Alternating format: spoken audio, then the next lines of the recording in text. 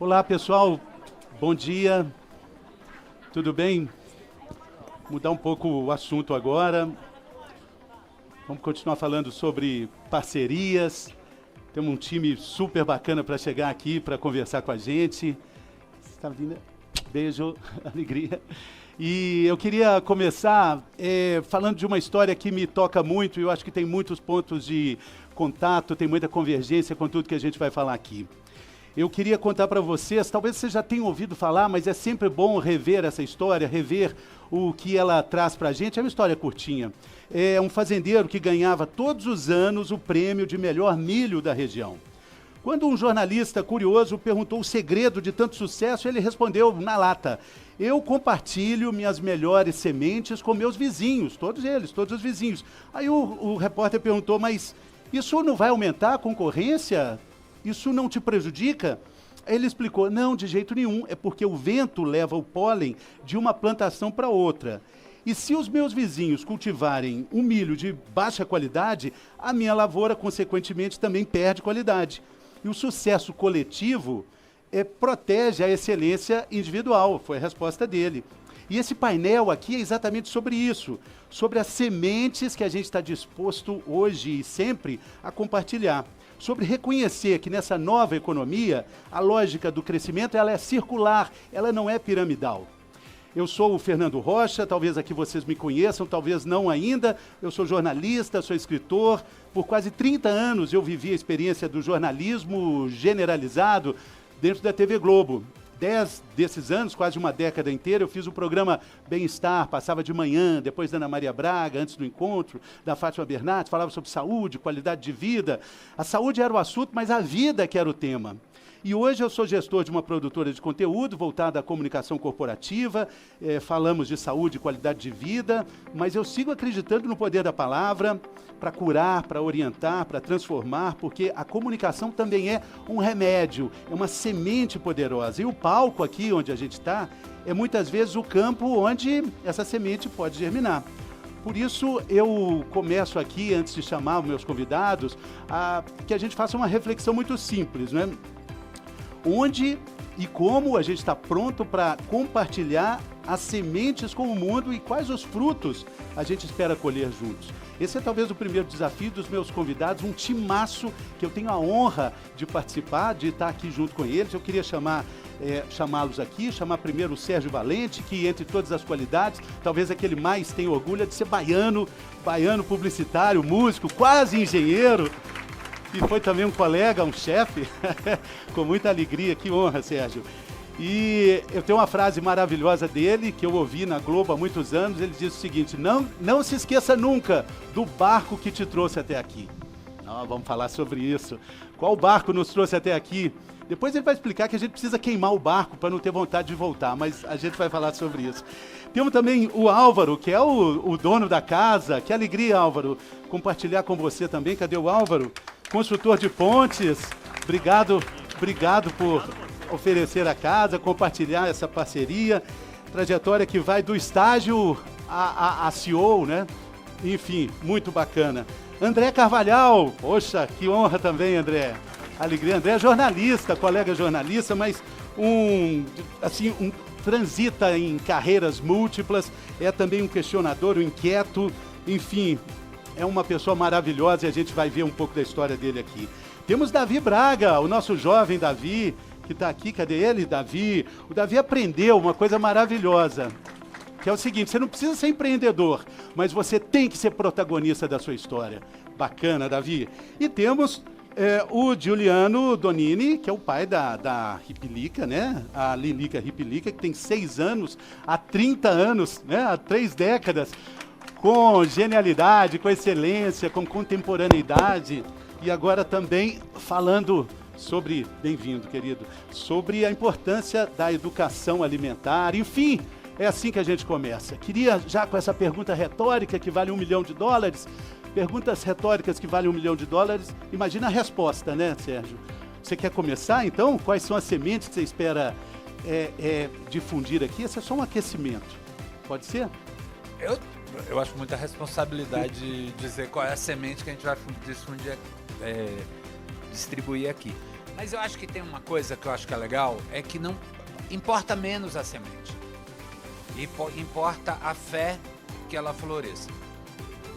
Porque semente tem um monte de coisa diferente. Tem semente de araucária, tem semente de árvore da felicidade, tem semente de girassol, que eu amo. Mas se você não tiver fé, e aí é fé religiosa mesmo, se você não tiver uma crença absoluta de que aquela semente vai germinar,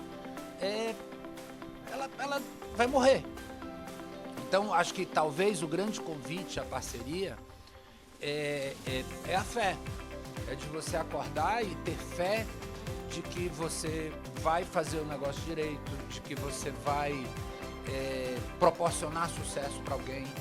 E ao proporcionar sucesso para alguém, você vai estar proporcionando sucesso para você. Porque no fundo, quando você começa, quando você planta, você só tem uma certeza, que vai dar errado. Que se você não aguar do jeito certo, vai dar errado. Que se você não adubar do jeito certo, vai dar errado. Que se você não cuidar da relação, vai dar errado. Seja a relação amorosa ou seja a relação profissional. Eu estou vivendo um momento super interessante. Você estava conversando lá, que depois de anos e anos e anos em grandes companhias, eu estou lançando uma empresa do nada. E a única certeza que eu tenho é que ela vai quebrar. Não, mas a única certeza que você tem é que ela vai quebrar. E você precisa ter fé de que você vai conseguir fazer. E aí eu fiquei super emocionado, e emocionado mesmo, porque na hora que eu entrei, a Tati, que é uma pessoa iluminada, ela botou a marca das Soluções Valentes lá embaixo, no backdrop. E aí eu olhei a marca e disse assim, caralho, quer saber de uma coisa? Essa porra vai dar certo, eu vou comprar a Omnicom. A Omnicom é a maior empresa de comunicação do mundo, ela é dona das maiores agências do mundo e eu vou fazer as Soluções Valentes comprar a Omnicom. Se você não tiver fé, eu vou comprar a Omnicom? Não. Quer dizer, não sei. Mas a resposta óbvia é não. A resposta natural, puta, mas como é que você vai comprar? Aí eu fico pensando, eu acabei de encontrar com o Bruno e a gente viveu vários momentos juntos na Ambev, na época da DM9, e eu fico pensando, será que alguém um dia não pegou e disse, sabe que a gente vai comprar Budweiser? E aí alguém deu risada. Porque aquela semente era uma estupidez. Mas aí com fé. Então, meu convite para vocês não é... Eu não sei qual é a semente que você vai plantar. Mas plante com fé. Porque a fé remove montanhas, a fé salva. Só a fé salva. E fé é mentir um pouco. É acreditar um pouco nessa mentira de que você é foda. De que você é bom. De que você é capaz. Porque tudo que o mundo vai dizer é você vai morrer na praia. Subiu a régua então, né? Que bacana. André? Falou que era uma resposta Olá. retórica. Exatamente, né? Depois dessa, o que a gente vai falar? Mas eu tenho esperança de semear hoje aqui. Eu adorei a história que você contou no início e para mim o mais importante é que hoje a gente possa aqui também estar pronto para a colheita, porque a gente vai participar de um dia de muita fala, de muita inspiração, enfim, de muitas histórias, de muitos exemplos, mas que a gente realmente possa estar disposto, aberto para receber tudo isso e praticar isso na nossa vida também. Vou mudar para outra ponta ali. Para mim, o objetivo, as sementes às quais eu quero, e eu sinto que é o objetivo desse painel, a gente falar sobre abundância, generosidade e contribuição. Eu realmente acredito verdadeiramente que o maior é aquele que serve e que o grande é aquele que está disposto a jogar a luz que tem, esse holofote que tem, para refletir e para potencializar a vida de outras pessoas. Então, eu como investidor, comprando negócios, o meu maior objetivo é dar luz, é dar visão, é dar propósito, é dar direção. Eu acredito muito verdadeiramente na multiplicação de talentos como sendo um princípio. E a semente que você deposita, ela nunca sai da sua mão. Então que a gente possa servir, mas a gente também possa estar aberto para usufruir, para receber, porque todos nós merecemos dar, mas também merecemos receber. Eu acho que essa é a mensagem. Claro. Bacana. Juliano. Bom, vamos lá. Minha expectativa, ela vem muito dessa relação de construção, até porque eu sou de uma geração, represento uma geração que a gente foi a vida inteira provocado que se você quer alguma coisa bem feita, você tem que fazer você mesmo. E aí tem que conviver com uma mudança importante de percepção geracional, onde a parceria é que forma e que te desenvolve. O Rony estava falando na entrevista dele um pouco mais cedo, que a criatividade é uma prática e é uma questão de repertório. Como é que você constrói repertório se não for através dessas conexões, dessas construções que você vai fazendo com diferentes perspectivas? E acho que é um pouco dessa expectativa de um painel como esse. Muito bem. Álvaro. Bom, primeiro, muito bom dia a todos. Para mim é um prazer receber cada um de vocês aqui dentro da Link. Eu acho que a minha expectativa aqui é continuar fazendo o que a gente faz todos os dias. Quando nós construímos a Link, nós construímos um lugar para que as pessoas pudessem ter seus objetivos de ter e ser compartilhados com os outros. E quando a Tati me ligou, falou, Álvaro, dá para fazer o dia de parceria aí? Ela explicou. E eu fui um cara que cresci ouvindo falar do Vitor Oliva. Hortência, quantas vezes eu acordei de madrugada para te assistir e torcer por aquele time maravilhoso que você carregou muito bem nas costas. Eu sou apaixonado por esporte. Então, ter cada um aqui, para mim, fortalece aquela imagem inicial de construir um lugar físico mesmo, onde diariamente, aqui, não sei se vocês sabem, passam 1.100 pessoas. Essa é a média de pessoas que passam aqui estudando, ensinando, aprendendo, falando sobre aspectos de ter e aspectos de ser. Então, para mim, hoje é mais um dia comum na história da Link, mas um dia muito especial, porque a Tati abrilhantou isso aqui com pessoas que talvez nem conhecessem esse ambiente. Então, do fundo do meu coração, muito obrigado a cada um por estar aqui hoje. Que bacana. E a gente está vendo aqui, né, nesses painéis múltiplos, que para entender a parceria, a gente tem que entender também uma transformação que é natural das nossas vidas, que a gente vira a chave e percebe, sozinho não vai dar. É impossível ser feliz sozinho, é impossível criar sozinho, é impossível viver sozinho. E a próxima pergunta é essa: o que você precisou se tornar ou não se tornar, no caso do Sérgio, que não foi um engenheiro? A Bahia também te deu régua e compasso, mas você preferiu não se tornar um engenheiro para entender que ser sozinho não daria. Não que como engenheiro daria, mas o que a gente precisou se tornar para perceber a importância da parceria? Tirar o in. E tirar o in. Porque você falou muito do impossível ser feliz sozinho. Tirar o in. É possível ser feliz coletivamente. E aí esse é possível, porque não, o que eu sinto é que normalmente quando você pensa em progresso, em sucesso, você pensa no seu progresso, no seu sucesso. Todo mundo é um pouco egoísta e é natural, é normal ser um pouco egoísta, de você pensar em você. Se você não pensa em você primeiro, você é um santo. E isso não significa que ou você é o santo ou você é demônio. Significa que, para ser santo, você tem a sensação do coletivo. Me incomoda muito um monte de gente que fala de porque a minha empresa tem um propósito para o coletivo. Não, sua empresa não tem um propósito para o coletivo, isso é mentira. Sua empresa tem um propósito individual. Só que a melhor forma de você se dar bem é você fazer o coletivo se dar bem. Porque é que nem um bolo. Assim, se você cresce o bolo, sua fatia é maior. Então é meio idiota você não colaborar para que o outro cresça. Porque se o outro cresce, se o universo cresce, sua fatia é maior. Então você nem precisa aumentar a sua fatia. Porque se você aumentar o todo, sua fatia vai ser melhor. Então a melhor forma de você ser capitalista é você ter um pensamento socialista. Se você pensar no coletivo, agora, só não mente, não faz esse negócio de greenwash, de pegar e dizer assim, não, porque a minha empresa, meu propósito é o coletivo, meu propósito é salvar as baleias, meu propósito é salvar as árvores. É mentira, não é. Seu propósito é ganhar dinheiro, seu propósito é aumentar a sua fatia, mas só que a forma mais inteligente de ganhar dinheiro é melhorar o coletivo. Então, quando você bota o coletivo como uma consequência do seu sucesso, aí eu acho que é possível fazer sucesso coletivamente, é possível fazer sucesso em grupo, é possível proporcionar o sucesso do outro e com isso você ter mais sucesso. E isso é muito interessante. A gente tem o André aqui, que já esteve em grandes empresas, e você deu meia volta quando você entendeu que seu propósito não era convergente com aquilo ali.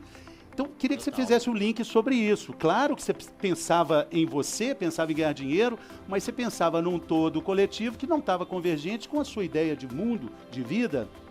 Total. É interessante você perguntar isso porque eu estava fazendo exatamente essa reflexão enquanto ele estava falando.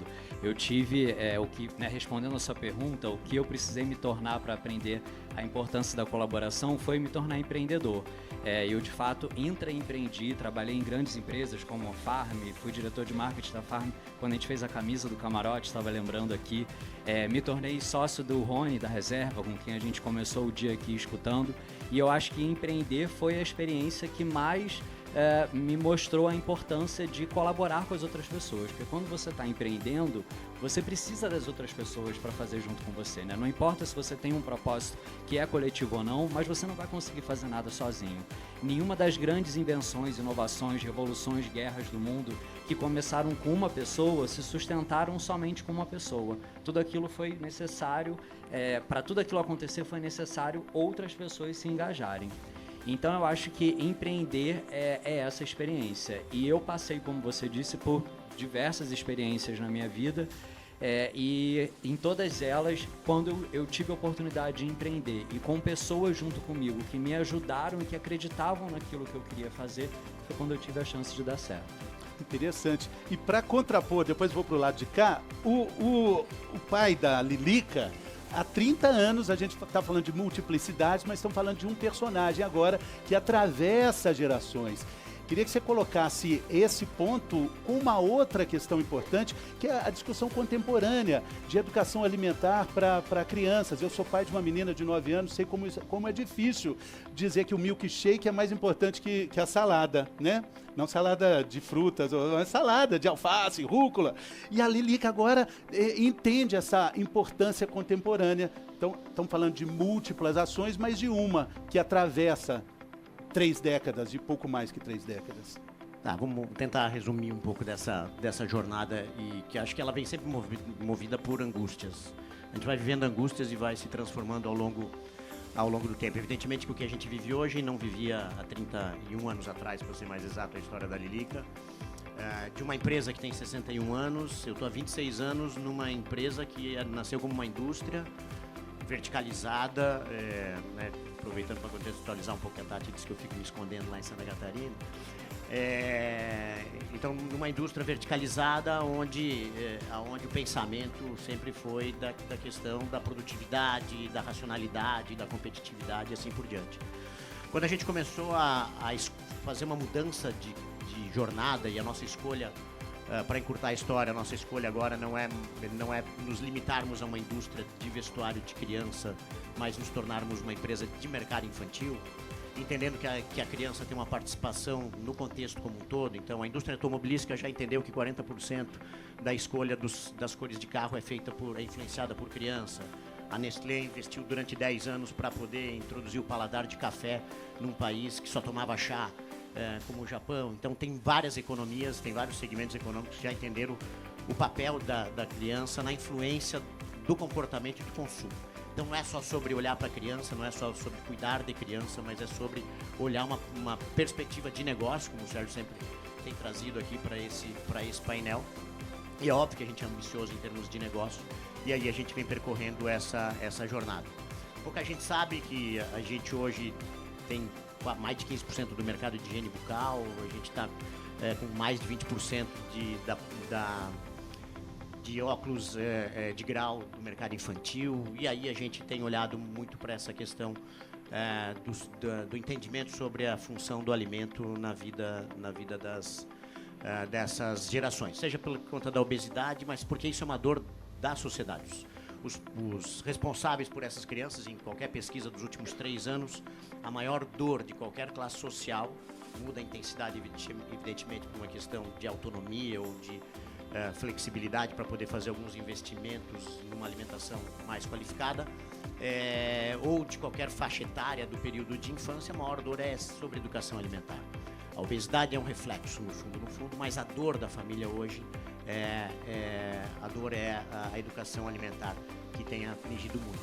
Então nós resolvemos nos desafiarmos no caminho de nos tornarmos relevantes para o mercado infantil. E isso força cada vez mais a gente formar parceria para tudo que é lado. Porque não tem como ser autossuficiente, onipresente e capaz e competente em todas essas direções. E a gente vai vendo essa participação do mercado infantil. Vou aproveitar aqui o exemplo da Bolsa da Hortência aqui, que está na minha frente aqui. Tem o maior fenômeno das últimas poucos meses, que é o Labubu pendurado na bolsa dela. E ela deixa no chão. Tão confiante que ela é, a bolsa fica no chão. Mas ela pode, né? Não tem problema nenhum. Mas a questão, enfim, é mais um exemplo do quanto o setor infantil ele está presente. Às vezes a gente não consegue racionalizar o quanto isso aqui ele faz parte da nossa jornada e quanto ele influencia o nosso comportamento e a gente tem vivido uma série de manifestações e a gente está percorrendo isso. E aí vem, né, Fernando, essa questão geracional. A gente vive hoje... A Tati no começo até... Deixa eu só aproveitar rapidamente aqui. A Tati no começo pediu para as pessoas levantarem a mão quem conhecia a Lilica. Deixa eu só fazer uma outra pergunta. Conhece ou usaram? Quem usou? Quem tem foto? Alguém tem foto? Se alguém encontrar uma foto, me procura aqui no final, faz favor. Que eu acho que vai gostar de me procurar aqui no final. Alguém já achou? Me mostra. Mas manda mandar. Só para poder depois fechar esse experimento aqui que eu quero fazer. Mas então a gente está vivendo essa questão multigeracional a partir dessa perspectiva, porque para quem já vestiu crianças há 31 anos atrás, essas pessoas hoje já estão numa outra fase de vida e numa outra fase de influência. E a gente acredita que pode ser muito mais relevante nessa jornada e por isso tem construído tantas conexões em tantos outros setores que não fazem parte da... Eu vim até aqui por uma provocação até da Tati, eu vim aqui com uma propaganda, inclusive, tá, com a camiseta do Mundo Ripilica. O Mundo Ripilica, hoje a Marisol, que é mais uma vez uma indústria de moda, hoje ela é produtora e distribuidora de conteúdo animado. Em português, espanhol, inglês e chinês. Tem 110 milhões de chineses hoje que já conhecem a Lilica, já ouviram a Lilica falando em chinês. E antigamente na indústria têxtil, o Rony até fez essa alusão, a indústria têxtil vivia inclusive de importação da China. Então antigamente eu deixava dinheiro na China e hoje na verdade eu recebo dinheiro da China por conta de conteúdo animado. Então a gente tem se desafiado numa série de outras frentes. Muito bacana. Quero aproveitar a ponta aqui da mesa, do nosso painel, para falar com vocês dois. Vocês trabalham, de certa forma, com universos bem parecidos. Uma pergunta para ser respondida também para todos vocês, fiquem à vontade, sobre o desafio intergeracional. É um desafio ou é uma potência? Estava conversando com o Davi antes e ele estava dizendo, né, sobre isso. Descobrir o que você é e ser. Entenda o que você é, porque não tem ninguém igual a você. Quando você descobre essa potência, você fica imbatível, porque de fato não tem ninguém igual a cada um de nós. Então, aproveitando o dono da escola, o pai da ideia e o executor de ideias, qual é a questão? É desafiante ou é uma grande potência que está sendo trabalhada? Eu acho que não dá para começar essa resposta sem falar sobre a ilusão da autossuficiência, sabe? Eu sei que eu sou fruto das sementes que foram depositadas em mim. Eu sei que eu sou fruto do Álvaro que, pela generosidade dele, construiu essa faculdade ao qual eu estudei. Eu sei que eu sou fruto da generosidade do meu pai que decidiu me ter e decidiu me treinar para que eu me tornasse quem eu me tornei. Então, todos nós, em algum momento da nossa vida, foi necessário que a gente precisasse de ajuda. Então, é necessário que a gente compreenda de que sozinho, de fato, a gente não dá conta de fazer nada. E isso é completamente óbvio. Então, eu busco ser generoso com as pessoas, de compartilhar, porque um dia eu fui aquele que precisei da generosidade de alguém, de me apoiar, de me ajudar, de me conduzir, de me ensinar, de me dar instrução, de me dar direção. E eu enxergo muito isso como sendo sementes, e eu sou muito grato, agora acho que você também, trabalhar com educação, porque a educação nada mais é do que um lugar onde eu de fato deposito essa semente de maneira intencional, contínua, e eu ainda sou pago para construir isso. Eu trabalho com educação, você também, então eu fico muito grato de poder trabalhar em algo que realmente é um lugar onde eu compartilho, onde eu ensino, onde eu multiplico e eu sou remunerado à mesma proporção e à mesma altura por isso. Então, eu acho que é um pouco desse movimento todo que eu enxergo aí nesse processo. É difícil generalizar gerações, Fernando, né?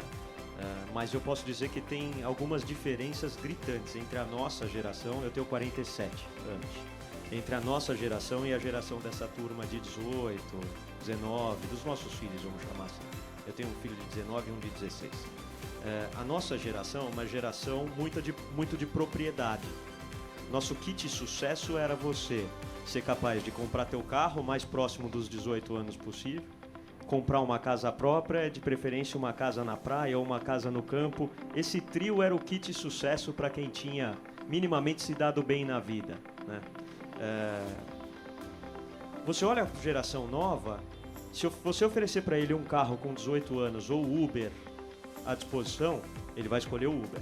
Se você oferecer para ele uma casa, ainda que seja na Baronesa, na Boa Vista, na Grama, onde você quiser, ou um Airbnb infinito, ele vai querer o Airbnb infinito. Por quê? Porque a gente é uma geração de posse, a gente é uma geração de propriedade.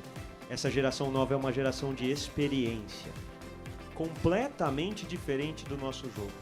A gente foi uma geração que aprendeu a cuidar do meio ambiente por erros. Cubatão foi destruído por uma empresa química. Maceió está afundando. Experimenta jogar um papel de bala no chão na frente de uma criança de 7 anos hoje em dia. Você vai tomar uma chamada da criança. Por quê? Porque cuidar do meio ambiente é algo natural para eles. Filantropia é algo mais natural para eles do que comparado para nós. Para nós ainda é algo que é o dinheiro que sobra, é o abatimento do imposto que eu me favoreço por aquilo. Não é cuidar do todo. E tem um aspecto que eu acho que é o principal deles. A gente aprendeu por competição. A gente aprendeu a jogar com cotovelo alto. Eu vim de mercado financeiro, você pode imaginar. Talvez seja parecido com esporte. É sempre cotovelo alto. É você se protegendo dos outros. Essa geração joga por cooperação. Podemos chamar de parceria, mas é por cooperação. Eles entendem que é melhor, como o Sérgio bem falou, é melhor você se dar bem com todo mundo do que você se dar bem sozinho. Essa é uma grande diferença de gerações. Se a gente souber potencializar isso, a gente vai se beneficiar muito como planeta como um todo e a gente vai tirar o que é o mal dessa geração, que é a ansiedade, são essas crises por excesso de disponibilidade de informação, esse anseio de se dar bem na vida que eles têm. Eu acho que ter junto eles com eles mesmos, mas eles com a nossa geração, é o que vai fazer grande diferença na vida de quem está vindo aí. Com certeza. Sérgio, eu vi uma entrevista sua muito bacana, você citando uma história muito que faz muito pensar, que é o seguinte: se você está caminhando numa estrada que só tem buraco, buraco atrás de buraco, toco atrás de toco, escorregão atrás de escorregão, você só vai lembrar do escorregão. Você não vai lembrar do chão macio que você pisou antes. Esse é um desafio geracional, entender de onde a gente veio e que percalços fazem parte do caminho, numa questão onde existe pouca resistência à infelicidade, a incômodos também? Sim e não. Sim, é verdade. Tudo que você falou. Não no aspecto da geração. Eu tenho uma dificuldade profunda de entender o conceito de geração. Eu acho que geração... Eu adoro o livro do Einstein. E toda a relação que ele faz da relatividade, de como as coisas existem relativas a algo. Eu corro. Eu até estou correndo menos agora, mas eu corro. Eu tenho um projeto de fazer 80 meias maratonas pelo mundo. Eu já fiz 18. Uma coisa que eu aprendi na corrida, é que a partir do 15º quilômetro, mais ou menos, se você pensa onde você está, você não chega. Você não consegue completar o 21. Eu acho que idade e geração é a mesma coisa. Se você pensa em que geração você está, você morre. Eu concordo com tudo que vocês falaram, no que diz respeito a Zeitgeist. mas eu concordo com nada do que vocês falaram no que diz respeito à geração. Porque eu acho que o Zeitgeist de 30 anos atrás era um Zeitgeist de competição. Eu não sou o da competição do braço aberto que você falou. Esse era o Zeitgeist do momento. Não é porque era da geração, é porque todo mundo que estava vivo, andando, produzindo, naquela época, fazia assim. Hoje você não é assim, não é porque você não é de outra geração, é porque ser assim é burro. Se assim é idiota. Se assim não vai fazer você fazer sucesso. Então acho que geração é um título, é um carimbo que as pessoas medíocres tentam colocar em você. Eu estava contando aqui que a DM9 era aqui do lado, né? Quando eu era presidente da DM9, a DM9 era aqui do lado. E tem uma história na DM9, quando começaram, na época do ano 2000, começou a surgir um monte de agência digital. E aí as agências digitais pegavam e falavam, por que as agências tradicionais? Por que as agências tradicionais? Puta coisa inteligente, cara. Você quer se posicionar como um entrante, ferra quem tá aí. Diz que quem tá aí é velho, ninguém quer. Aí eu virei e disse assim, tá bom. Eu não vou virar agência digital, porque eu acho que esse negócio de agência digital, agência tradicional é uma estupidez. Existe agência boa, existe quem sabe lidar com comunicação. Foda-se se é digital, ou se é tradicional, ou se é um outdoor, ou se é uma estratégia de rede social, é a mesma coisa. Não mudou nada, é tudo a mesma coisa, é tudo igual. Mas se eles estão falando que o jogo é esse, tá bom, eu vou jogar esse jogo, eu vou ganhar esse jogo, eu vou ser o melhor do campeonato. Aí eu peguei na DM9, que era uma agência dita tradicional, e fiz ser, em 8 meses, se tornar a melhor agência digital do mundo, ganhando pela primeira vez a primeira agência fora dos Estados Unidos a se tornar a agência digital do Festival de Cannes. A DM9 foi. Por quê? Porque eu não acredito no negócio de geração. Porque esse negócio de geração é idiotice. Esse negócio de geração é um jeito de você ficar para trás. É um jeito da pessoa que está entrando lhe posicionar para você ser um loser. É só pegar e dizer, rapaz, eu vou dizer um negócio, esse moleque aqui na minha frente me inspira tanto que eu deixei a barba crescer. Esse moleque chamado Zé Vitor Oliva, que é meu ídolo, desde que eu me conheço como profissional. E que eu tive a honra de estar com ele em vários palcos na minha vida e de ver ele gostar de mim. Sabe por que ele gosta de mim? Porque nós somos da mesma geração. Sabe por que você é legal? Porque nós somos da mesma geração. Sabe por que você é legal? Porque nós somos da mesma geração. Vamos parar com isso, gente. Einstein, idade é relativa. Você tem a idade relativa à idiotice que você quiser ter. Então, se você quiser ser moderno, seja. Não fique dizendo, não tem esse negócio de geração. Qual é o Zeitgeist? Preste atenção, leia o mundo. Qual é o Zeitgeist? Sabe o que é que eu estou mais estudando agora? Inteligência artificial. Sabe o que é que eu faço todos os dias? Escrevo um agente. Eu já escrevi uma porrada de agente. Eu escrevi um agente que se chama Sérgio Speaker. Por quê? Porque eu acho uma bosta quando eu contrato o revisor. Porque eu falo inglês, claro que eu falo, mas eu não consigo escrever em inglês tão bem quanto eu escrevo em português. E aí eu contrato o revisor, que faz umas revisões de bosta. Porque ela faz uma tradução tão careta. Aí eu criei um agente, eu peguei esse agente, botei esse agente com todas as entrevistas que eu já dei na minha vida, com todos os textos que eu já dei na minha vida, com todos os artigos que eu já dei na minha vida, e eu criei um agente que traduz eu. Ele se chama Sérgio Speaking Sérgio. E eu criei pra mim isso. Ah, eu vou ser o melhor programador de prompt de inteligência artificial do mundo? Vou porque eu não respeito limite nenhum. Limite, idade, geração é coisa que estão botando na sua cabeça para você ser um loser. Eu não acredito em nada disso. Muito bem. Legal. Ô, André, tomando por base essa frase linda do Sérgio de que o tempo é relativo e de que se um maratonista fica preocupado onde está, ele acaba não chegando onde ele deve chegar, eu queria te perguntar sobre propósito, que é algo que você trabalha muito. Ficar perguntando a todo tempo qual é o nosso propósito é uma forma ideal de não achar um propósito? Às vezes. Primeiro eu queria só dizer que eu adorei a ideia de não acreditar em geração, eu super concordo com isso.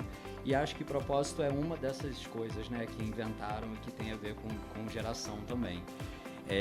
Eu acredito sim que cada um de nós tem um papel, cada um de nós veio para cá para fazer uma coisa, e isso pode ter a ver com o nosso talento, com a nossa paixão, com a nossa vocação. Acho que para cada pessoa pode ser um jeito diferente, mas eu acho que mais do que perguntar, né, assim, somente questionar, é você fazer. Eu acho que quando você começa a fazer, quando você começa a colocar em movimento, que as coisas vão se revelando, as coisas elas vão acontecendo, inclusive as angústias, que eu adorei também quando você falou, né, de que a gente, né, faz as coisas, né, motivado por aquilo que a gente, né, não consegue, enfim, não consegue fazer, não consegue realizar.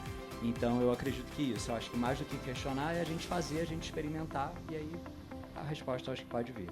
A gente pode ter mais de um propósito na vida? Sim, acho que sim. Pode acho que mudar, também. pode trocar, pode reciclar? Acho que sim, acho que super, até porque a gente muda, né, assim, a gente não da mesma forma que, né, que a geração é uma invenção, a ideia também de que a gente nasce pronto, ou de que existe esse eu, né, a ser descoberto, né, estático, isso é uma ilusão. A gente a todo momento está mudando, está se transformando, está evoluindo, está descobrindo, está aprendendo. Então acho que aquilo que a gente faz, aquilo que a gente entrega, também se transforma, também evolui ou involui, né, de acordo com aquilo que vai acontecendo na nossa vida. Muito bem. Bom, você sabe que o nosso tempo ele é todo compactado, tem uma programação ainda. A boa notícia é que daqui a pouco tem um almoço, né? Tem, né, Thales? Tem? Tem. E aí eu queria aproveitar esses minutos finais para que a gente desse uma voz aqui a todos vocês. A gente está falando de sementes, né? Vamos deixar uma semente que vocês possam achar interessante, que ela possa ser jogada, uma frase, algo que fique dessa participação aqui de vocês. Vamos começar de lá, por favor? Eu acho que no mundo artificial, onde as pessoas são artificiais, as pessoas buscam se encaixar porque não querem incomodar, em um mundo onde todo mundo é padrão, onde todo mundo busca ser igual, se encaixar em um modelo, quem tem coragem de ser real e ser autêntico é quem de fato consegue crescer. Então talvez o convite aqui seja a coragem de ser real. Quem não é real, quem não é autêntico não se posiciona, quem não é autêntico não marca. É a lei da escola. Eu tenho certeza que você não se lembra daquelas pessoas que se encaixavam, mas daquelas pessoas que não se encaixavam, você não só se lembra, como talvez você saiba até mesmo o nome dessas pessoas. Talvez seja você, né? Talvez seja você. A regra é simples. Quando a gente é criança, a gente quer encaixar, a gente quer fazer parte, a gente quer pertencer. Quando a gente cresce, quanto mais a gente se destaca, melhor é para todo mundo. Porque aí a gente passa a ter uma voz, a gente passa a ter uma responsabilidade de compartilhar e comunicar aquilo que a gente acredita, para tentar deixar o mundo um pouquinho mais parecido com aquilo que a gente acredita que o mundo deveria ser. Um pedaço, uma centelha daquilo que nós somos no mundo, nas outras pessoas, ao compartilhar e ao colaborar. É isso que eu acredito. Bom, eu acho que a gente vive um mundo de muitas verdades relativas, né?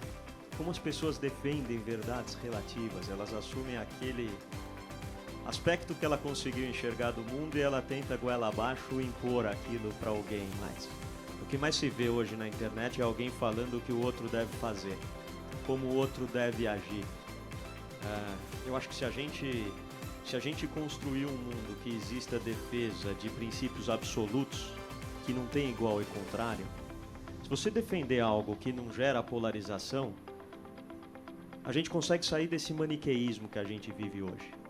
Então, eu acho que dias como o dia de hoje, talvez seja dias da gente pensar o que a gente consegue defender que não tem igual e contrário. Eu vou dar um exemplo que a gente ensina aqui todos os dias. Respeito. Respeito não tem igual e contrário. O máximo que você consegue falar do contrário do respeito é falta de, é uma pequena manifestação de, ninguém vai contra.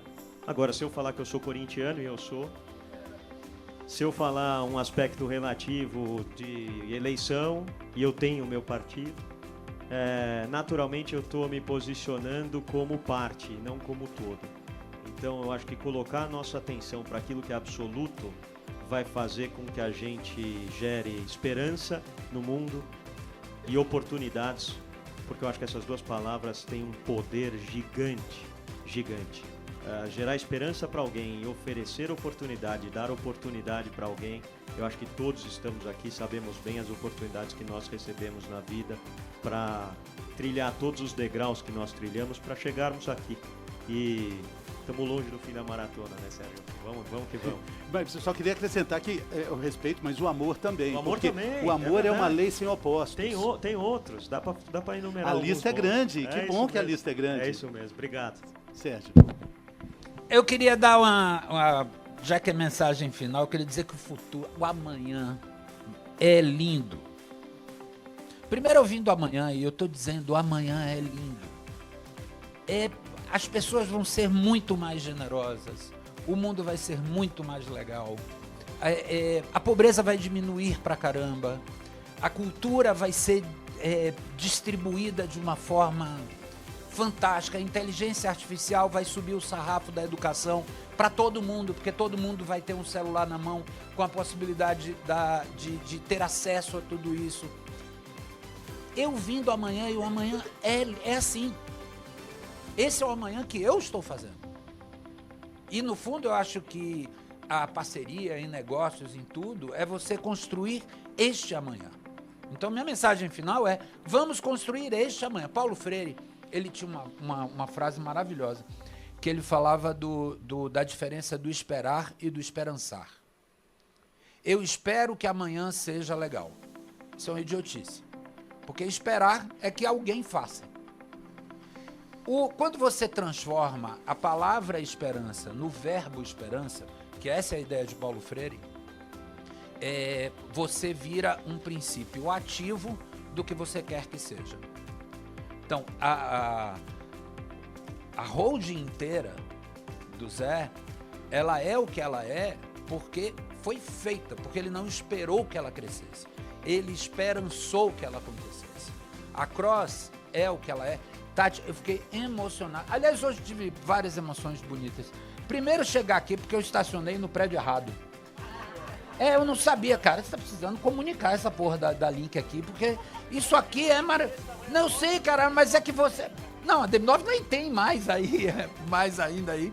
Mas primeiro eu fiquei maravilhado com o crescimento, com o salto em um ano, daquele predinho onde era a MPM, para esse predião onde era uma agência do Itaú, ou seja, isso aqui é um lugar de dinheiro. Está plantado um lugar de geração de riqueza aqui, porque era um Itaú aqui. Então, segundo, ver a quantidade de gente. No ano passado, era este lado da plateia. Este ano tem uns 2. No ano que vem ela vai ter que fazer no AMB. Aliás, você pode comprar o AMB para poder fazer o dia da parceria no ano passado no AMB. Isso tudo só é... E o terceiro ver as soluções valentes lá embaixo. O meu convite para vocês é fazer o que Paulo Freire falou para ser feito. Transforme esperança num verbo e faça desse verbo o seu princípio de vida. Eu estava pensando em algo bem parecido com isso que ele trouxe, sobre a gente não perder a nossa capacidade de sonhar, mesmo diante de tempos difíceis, né, e desafiadores que a gente está vivendo. Mas vou pegar um outro gancho que foi trazido também da inteligência artificial. Eu acho que hoje, quando a gente fala de colaboração, de parceria, sem sombra de dúvidas, a gente não está falando mais sobre só parceria e colaboração entre humanos, né? Mas também entre humanos e máquinas, máquinas e máquinas, e a gente não tem a menor ideia de para onde isso vai levar a gente. A única certeza, ou pelo menos o único convite, né, que eu gostaria que a gente pudesse ser capaz de aceitar, é de que a gente não perca a nossa capacidade de ser humano, né, diante de tudo isso. Bom, ficar para o final é sempre ruim, porque trazer alguma coisa inteligente é bem mais desafiador. Mas, enfim, sem querer ser repetitivo, eu acho que uma das coisas que eu acho que são super importantes e foram trazidas aqui, eu só queria dar mais luz para isso, que é a ambição. A ambição de realmente conquistar o mundo, a ambição de acreditar que o amanhã vai ser realmente muito melhor do que é hoje, porque isso nasce desde o empreendedorismo, né? Não tem empreendedorismo sem salto de fé, não tem empreendedorismo sem uma ambição, um sonho realmente muito, muito grande. Eu acho que é esse sonho grande que já movimentou o mundo até aqui, e se a gente acreditar e fizer e sonhar grande para realmente a gente acordar cedo todos os dias e querer construir esse mundo, eu acho que ele tem muito espaço para isso. A gente tem esse sonho grande, a partir dessa perspectiva da infância. A gente olha muito para um conceito de violência contra a criança, e aí isso extrapola muito o conceito da violência física. A gente passa muito pelo conceito de tolher, limitar a capacidade de aprender, limitar a capacidade de se alimentar, limitar as capacidades. Isso mexe com o potencial humano, que a gente tem que continuar acreditando que é esse potencial humano que vai, inclusive, escrever os bons algoritmos, que vai ensinar os bons algoritmos a chegarem num outro estágio, num outro patamar. Então, acho que vamos continuar ambicionando realmente um mundo muito maior e muito melhor do que a gente tem hoje. Muito bacana. Bom, gente, queria agradecer, Vitor, Tati. Não, eu queria também agradecer já de antemão a oportunidade, a honra de ter conduzido esse painel aqui. Eu separei aqui uma frase que eu gostei tanto, falando da educação infantil, do desafio de educar pela alimentação. Trabalhei muitos anos com isso, esse desafio mesmo. Temos números absurdamente altos da perspectiva da obesidade nos adultos, cerca de 40% de adultos obesos em pouquíssimos anos aqui para frente. Isso impacta com as crianças também, o uso excessivo de telas. Então, educar é um desafio para todos nós que precisa ser compartilhado. E eu separei essa frase aqui, que é tão linda, olha só, é preciso uma aldeia inteira para educar uma criança. É a semente do compartilhar, é a semente do entender que sozinhos não conseguiremos, né? Esse é o desafio do futuro. Esse talvez seja um propósito móvel, volátil e também cabível nas nossas vidas, né? Quero agradecer imensamente a generosidade de vocês todos aqui, que a gente se encontre em outras ocasiões, quem sabe no AMB, né? Ou no Morumbi, já que o presidente vem aqui, né? Eu acho o Morumbi mais legal, hein? Gente, muito obrigado. Posso anunciar o almoço então, Tati? O almoço! Valeu!